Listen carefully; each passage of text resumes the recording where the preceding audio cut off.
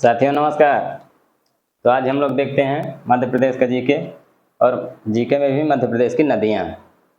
और मध्य प्रदेश में नदियाँ देखेंगे हम लोग, जिसका डायग्राम हमने बना दिया है आपके सामने। और पूरे मध्य प्रदेश की सबसे लंबी नदी नर्मदा है, और पूरे भारत में यह 5वीं सबसे लंबी नदी है। और नर्मदा नदी जो कि अमरकंटक अनूपपुर से निकलती है, और अनूपपुर के भी पुष्पराजगढ़ तहसील से निकलती है यह। और यह पश्चिम दिशा में बहती है। इसकी कुल लंबाई है 13-12 किलोमीटर। 13-12 किलोमीटर।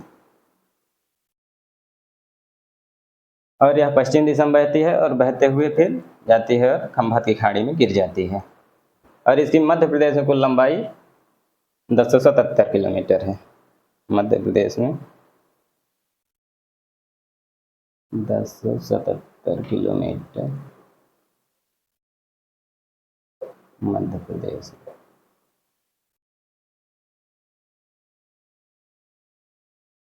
गिर जाती है। इसके बाद फिर हम लोग देखते हैं दूसरी नदी को। ये है यहाँ पास से माही नदी। ये माही नदी है जो कि यहाँ पास मिंडाग्राम धार है। ये मिंडाग्राम धार से निकलती है, और यह कर्क रेखा को 2 बार काटती है। यहाँ से कर्क रेखा गुजरती है, और ये पहले जाती है राजस्थान, फिर राजस्थान से लौट के आती है, और गुजरात के पास ये भी खंभात की खाड़ी में जाके गिर जाती है। इसकी कुल लंबाई 583 किलोमीटर है माही नदी। माही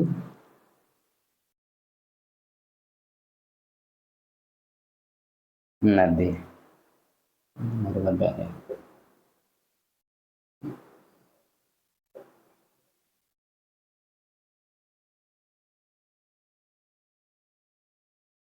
वैसे तो मध्य प्रदेश से अनेकों 200 से ज़्यादा नदियाँ निकलती हैं, और इसी कारण मध्य प्रदेश को नदियों का मायका भी कहा जाता है, क्योंकि सारी नदियाँ यहाँ से निकल के और अन्य दूसरे राज्यों में जाके चली जाती हैं। उसके बाद फिर हम देखते हैं मध्य प्रदेश की तीसरी नदी, और यह है चंबल नदी। चंबल नदी जो कि यहाँ पास महू, यहाँ पास इंदौर है, इंदौर में महू जिला है, जिसको डॉक्टर अम्बेडकर नगर कहते हैं। और वहीं पास जानापाव की पहाड़ी है, वहाँ से निकलती है, और 965 किलोमीटर का सफ़र तय करते हुए, और ये उत्तर प्रदेश का एक जिला है इटावा, और फिर वहाँ पर जाके यमुना नदी में मिल जाती है। चंबल नदी जो कि चंबल नदी 965 किलोमीटर ये लंबी है। उसके बाद हम लोग देखते हैं चौथी नदी। यह है सिंध नदी, और सिंध नदी निकलती है विदिशा जिले के लटेरी तहसील से। और ये यहाँ पास विदिशा जिला है, और वहाँ लटेरी तहसील से निकलती है सिंध नदी। और यह टोटल 470 किलोमीटर लंबी है, और ये अपना सफ़र तय करते हुए और जाती है, और उत्तर प्रदेश का जिला है जालौन, वहाँ पर जाके ये यमुना नदी में मिल जाती है। उसके बाद हम लोग देखते हैं मध्य प्रदेश की 5वीं नदी की बेतवा नदी है। बेतवा नदी ये यहाँ पास रायसेन जिला है मध्य प्रदेश का, विंध्याचल पर्वत के पास। तो ये यहाँ पे निकलती है, यहाँ पास कुमारा गांव है, रायसेन के कुमारा गांव से निकलती है, और ये अपनी कुल लंबाई 590 किलोमीटर यह बेतवा नदी। बेतवा नदी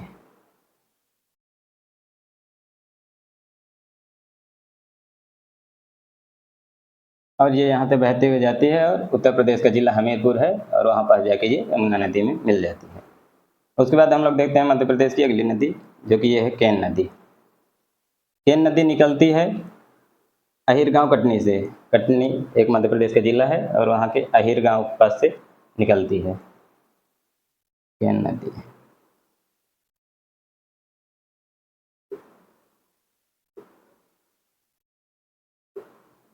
और यह मध्य प्रदेश के पन्ना राष्ट्रीय उद्यान से होते हुए जाती है। 427 किलोमीटर का अपना पूरा सफर पूरा करती है, और उत्तर प्रदेश के बांदा जिले में जाके यमुना नदी में मिल जाती है। फिर अगली नदी है टोंस नदी, या तमस इसको बोलते हैं, तमस भी। और यह निकलती है मध्य प्रदेश के मैहर, पहले सतना में था, अब मैहर में आ गया। जुलेरी गांव से निकलती है, मैहर से यहाँ पास है, और ये निकलती है तमस नदी। टोंस भी इसको बोला जाता है, तमस भी बोलते हैं, तमसा भी बोलते हैं। टोंस नदी। और टोंस नदी की खासियत है कि ये 150 किलोमीटर लंबी है और यह मध्य प्रदेश की पहली नदी है जो डायरेक्ट जाके गंगा नदी में मिलती है। और गंगा नदी में यह मिलती है प्रयागराज के, उत्तर प्रदेश का जिला है प्रयागराज। और प्रयागराज के भी मेजा तहसील, और मेजा तहसील में भी सिरसा वहाँ की एक मार्केट है जो कि तंबाकू के लिए अपने फेमस है, भोला लोग आती है, वो वहीं बनती है ज़्यादा। तो वहीं सिरसा में जाके ये गंगा नदी में मिल जाती है। उसके बाद हम लोग देखते हैं मध्य प्रदेश की अगली नदी। अगली नदी है सोन नदी। सोन नदी यह भी निकलती है मरकंटक से। मरकंटक से यह निकलती है और मध्य प्रदेश में बहते हुए 780 किलोमीटर बहती है ये सोन नदी।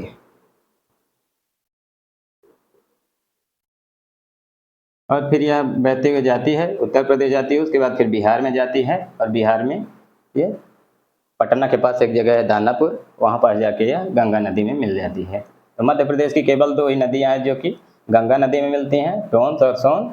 बाकी इधर वाली जितनी नदियाँ हैं ये सभी यमुना नदी में मिलती हैं। अब हम लोग देखते हैं अगली नदी। ये है आपकी ताप्ती नदी। ताप्ती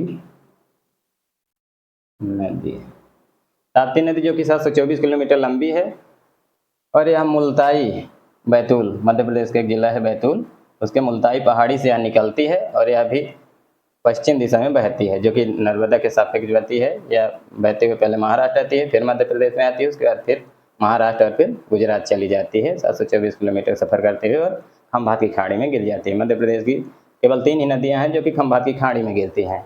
एक आपकी ताप्ती हो गई, एक नर्मदा नदी और माही नदी। उसके बाद हम लोग देखते हैं ये आपकी वैनगंगा नदी।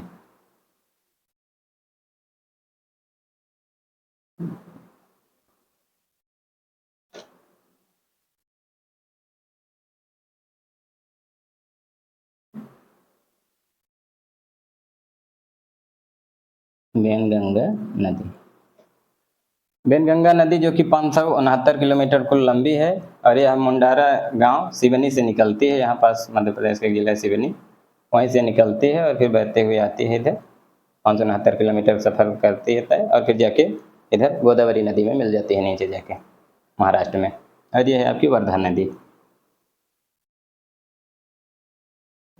वर्धा नदी, ये वर्धा नदी है और ये मध्य प्रदेश के बैतूल ज़िले से, बैतूल ज़िले के यहाँ पास है कालीभीत पहाड़ी, वहीं से निकलती है और ये फिर आके इसी में 525 किलोमीटर का अपना पूरा सफ़र तय करती है और वैनगंगा नदी में मिल जाती है। और जहाँ पास ये मिलती हैं तो यहाँ पास इसको प्राणहिता संगम बोला जाता है और फिर आगे से इन दोनों की धाराओं को प्राणहिता नदी बोला जाता है और ये जाके फिर मिल जाती है गोदावरी नदी में। अब हमने मोटा मोटी जानकारी सब ले ली है, अब हम लोग एक एक नदी के बारे में देखते हैं विस्तार से जानकारी थोड़ा कि किस पे कौन सा जलप्रपात है, कौन कौन से बांध हैं, नदी परियोजनाएं कौन कौन से हैं उसमें और उसकी सहायक नदियाँ और जो भी हैं तो विस्तार से जानकारी लेते हैं।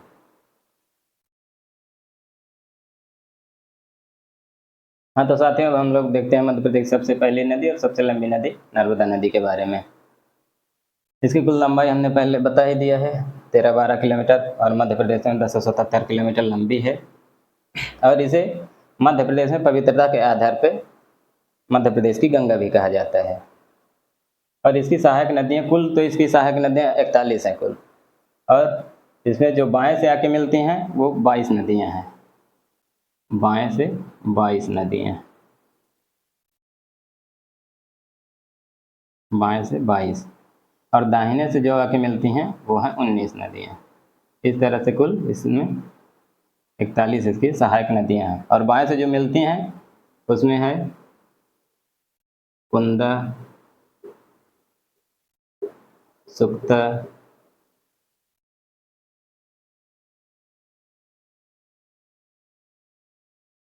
गोई और इसी तरह करके 22 नदियाँ हैं इसमें। और जो दाहिने से मिलती हैं तो उसमें से है वारणा, हिरण और हथिनी, हथिनी नदी, ये इसकी प्रमुख नदियां हैं। ठीक साथी, और इस पे परियोजनाएं, बांध देखते हैं तो इस पे 2 बांध परियोजनाएं हैं। एक तो हो गया बरगी, बरगी डैम, या इसको हम लोग बोलते हैं अवंती बाई परियोजना, अवंती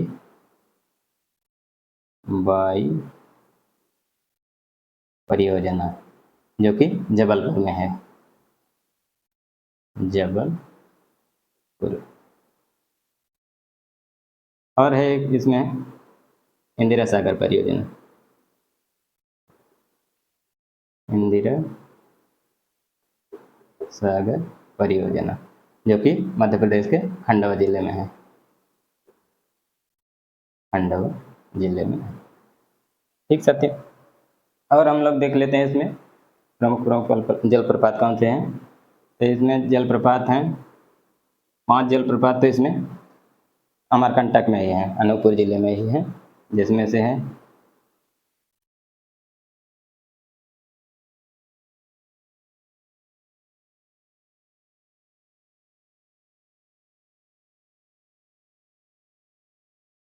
एक हो गया शंभुधारा, शंभुधारा जलप्रपात हो गया एक, और एक हो गया कपिलधारा जलप्रपात, और एक हो गया दुग्धधारा, दुग्ध धारा, और एक हो गया दुर्गा धारा, दुर्गा धारा, और एक हो गया आपका अंतिम लक्ष्मण धारा, लक्ष्मण धारा। और इन 5 को मिला के बोला जाता है पंचधारा, पंचधारा जलप्रपात। और ये तभी आपके हैं अमरकंटक,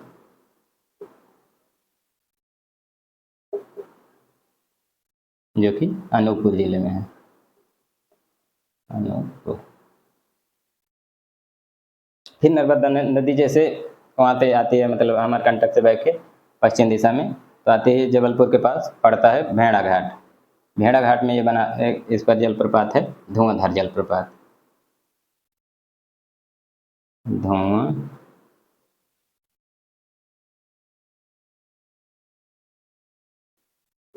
धुआंधार,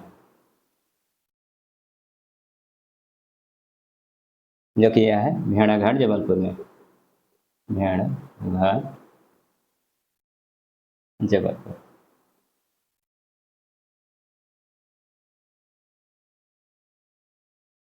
फिर जैसे जबलपुर से आगे बह के जाती है नर्मदा नदी, तो फिर यह पहुँचती है खंडवा जिले में, और खंडवा जिले में इसमें है 2 जलप्रपात, खंडवा में 2 जलप्रपात हैं, एक दर्दी जलप्रपात, दर्दी, और मानधाता,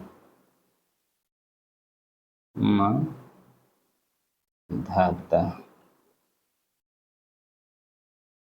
जलप्रपात, ये दोनों हैं खंडवा जिले में, खंडवा जिले में। और फिर खंडवा से आगे जैसे जाती है तो फिर खरगोन जिले में जाती है, और खरगोन जिले में है इसमें सहस्त्रधारा जलप्रपात, सहस्त्रधारा जलप्रपात, जो कि खरगोन जिले में है, खरगोन जिले में। और उसके बाद फिर यह महाराष्ट्र में जाती है, और फिर नहीं, महाराष्ट्र में नहीं जाती है, सॉरी, चली जाती है गुजरात, और गुजरात में जाती है तो वहाँ बनाती है ये जारवानी जलप्रपात, जारवानी जलप्रपात, जो कि गुजरात में है, और फिर खंभात की खाड़ी में जाके गिर जाती है। इस तरह साथियों मोटा मोटी जानकारी पूरी हो गई है नर्मदा नदी के बारे में। अब हम लोग देखते हैं अगली नदी। हाँ तो साथियों अब हम लोग देखते हैं मध्य प्रदेश की अगली नदी चंबल नदी, जो कि मध्य प्रदेश की दूसरी सबसे लंबी नदी है, और इसकी कुल लंबाई है 965 किलोमीटर, जो कि इंदौर के महू से, और वहाँ में भी महू के भी जानापा पहाड़ी से निकलती है और फिर ये बहते हुए मध्य प्रदेश बहती है, उसके बाद राजस्थान जाती है, उत्तर प्रदेश में जाके गंगा नदी यमुना में मिल जाती है। हाँ तो साथियों हम लोग देखते हैं मध्य प्रदेश की अगली नदी चंबल नदी, और चंबल नदी जो कि मध्य प्रदेश की दूसरी सबसे लंबी नदी है, 965 किलोमीटर, और इसका अन्य नाम है चर्मवती,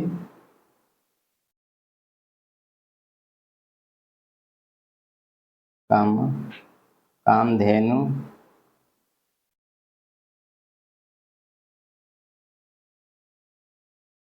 और नित्यवाही।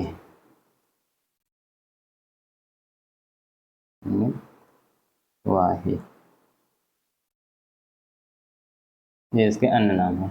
और इसकी सहायक नदियां हैं, क्षिप्रा नदी हो गई, क्षिप्रा नदी जिसे मालवा की गंगा भी कहा जाता है, मालवा की गंगा, और यह उज्जैन से होकर बहती है। उज्जैन का जो महाकालेश्वर मंदिर है वो इसी के किनारे है। और शिवना नदी यह मंदसौर से होकर बहती है, और मंदसौर का जो पशुपतिनाथ शिव मंदिर है वो भी शिवना नदी के जस्ट एकदम किनारे ही है। काली सिंध नदी जो कि बागली देवास से होकर बहती है, पार्वती नदी आष्टा सीहोर से होकर बहती है, कुनो नदी जो कि कुनो पालपुर राष्ट्रीय उद्यान इसी के किनारे है, और बनास नदी भी इसी की सहायक नदी है, और सीप नदी जो कि श्योपुर से होकर गुजरती है। और इस चंबल नदी की बांध परियोजनाएं देखते हैं। इसकी 3 मुख्य बांध परियोजनाएं हैं, जिसमें पहली है गांधी सागर परियोजना। गांधी सागर परियोजना जो कि मध्य प्रदेश के मंदसौर जिले में है, मंदसौर, और इसकी कुल क्षमता 115 मेगावाट है, 115 मेगावाट। फिर दूसरी है राणा प्रताप सागर, राणा प्रताप सागर परियोजना। यह है राजस्थान के चित्तौड़गढ़ में, राजस्थान में, और इसकी क्षमता है 172 मेगावाट, 172 मेगावाट। और तीसरी है जवाहर सागर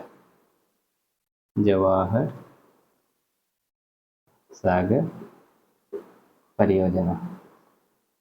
यह भी राजस्थान में है, और राजस्थान के कोटा में है, कोटा राजस्थान, और इसकी क्षमता है 99 मेगावाट।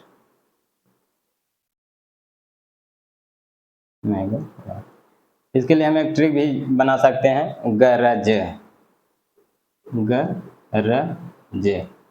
इसमें ग से हो जाएगा गांधी सागर, र से हो जाएगा राणा प्रताप, और ज से हो जाएगा जवाहर सागर। इसे आप लोग याद कर सकते हैं। और चंबल नदी पे 3 जलप्रपात भी हैं, जिसमें से है चूलिया जलप्रपात जो कि राजस्थान में है, और 2 मध्य प्रदेश में है, शीतला माता जलप्रपात, शीतला माता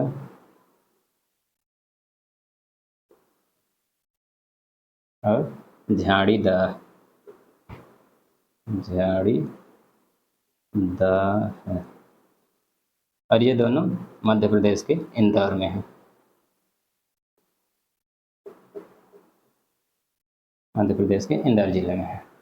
हाँ तो साथियों, चंबल नदी के बारे में मोटा मोटी जानकारी हो गई है। अब हम लोग देखते हैं मध्य प्रदेश की अगली नदी। हाँ तो साथियों, अब हम लोग देखते हैं मध्य प्रदेश की अगली नदी, तीसरी नदी जो कि सोन नदी है, और यह मध्य प्रदेश की तीसरी सबसे लंबी नदी है। इसकी कुल लंबाई 780 किलोमीटर है, और इसका अन्य नाम यह पुराणों में कहा जाता है, इसे नंद नदी कहा जाता था, नंद नदी। और इसकी सहायक नदियां हैं जोहिला नदी, जारवाही नदी, बनास नदी, गोपद नदी, रिहंद नदी और कन्हेर नदी। और सोन नदी पर एक बहुत प्रमुख परियोजना है जिसे कहा जाता है बाण सागर परियोजना, बाण सागर परियोजना। और बाण सागर परियोजना जो कि मध्य प्रदेश के शहडोल जिले के देवलोन में है। देवलोन, देवलोन, शहडोल।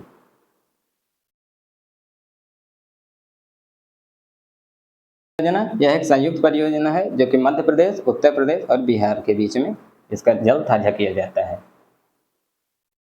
इसमें अन्य तथ्य देखते हैं तो इसमें है सोन घड़ियाल केंद्र। सोन घड़ियाल केंद्र भी इसमें बनाया गया है जो कि सीधी जिले, सीधी और शहडोल,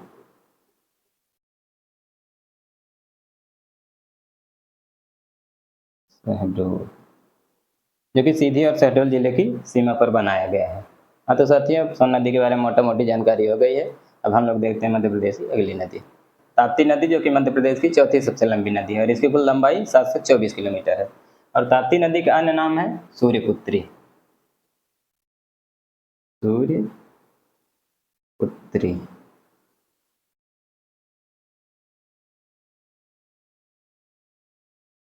और ताप्ती नदी की सहायक नदियां हैं पूर्णा नदी, गिरना नदी, बोरी नदी, पांजरा नदी, अमरावती और अरुणवती नदी। और बोरी नदी के किनारे ही एक मध्य प्रदेश का अभयारण्य है जो कि नर्मदापुरम जिले में बोरी अभयारण्य है। और ताप्ती नदी में 3 परियोजनाएं हैं। पारस डोह परियोजना जो कि मध्य प्रदेश के बैतूल जिले में है।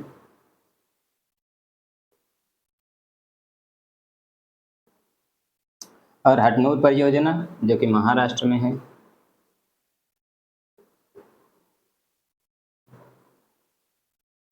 और उकाई परियोजना जो कि गुजरात में है।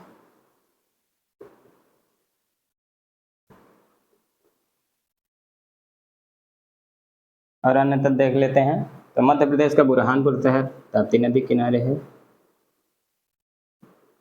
बुरहानपुर जिला ताप्ती नदी के। और महाराष्ट्र का भुसावल जिला, भुसावल,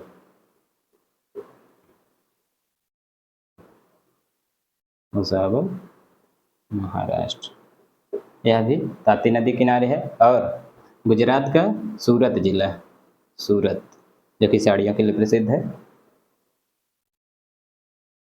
सूरत जिला गुजरात, इसी किनारे है। तो इस तरह साथियों ताप्ती नदी के बारे में मोटा मोटी जानकारी हो गई है। अब हम लोग देखते हैं मध्य प्रदेश की अगली नदी।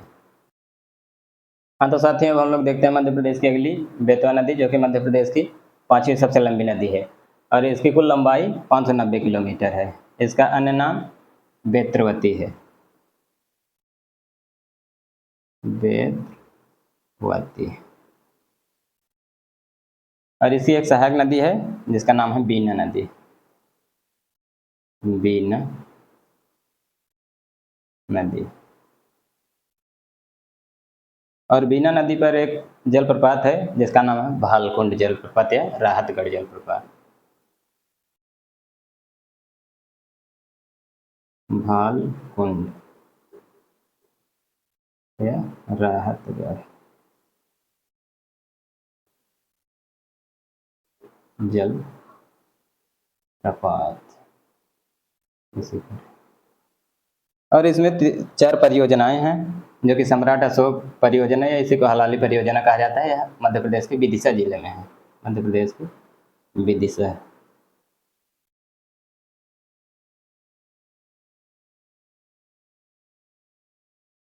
और राजघाट परियोजना या रानी लक्ष्मी परियोजना यह मध्य प्रदेश और उत्तर प्रदेश की संयुक्त परियोजना है। और माता टीला परियोजना यह भी मध्य प्रदेश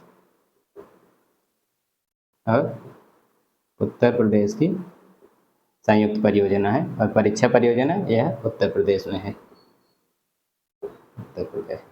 अब हम देख लेते हैं बेतवा नदी के बारे में अन्य तक। और मध्य प्रदेश के बेतवा नदी किनारे बसे कुछ प्रमुख शहर जिसमें से है भोजपुर,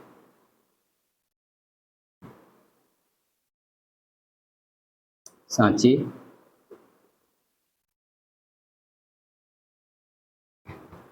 विदिशा,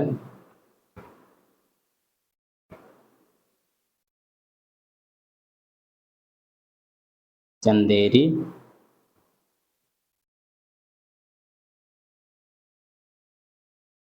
और ओरछा।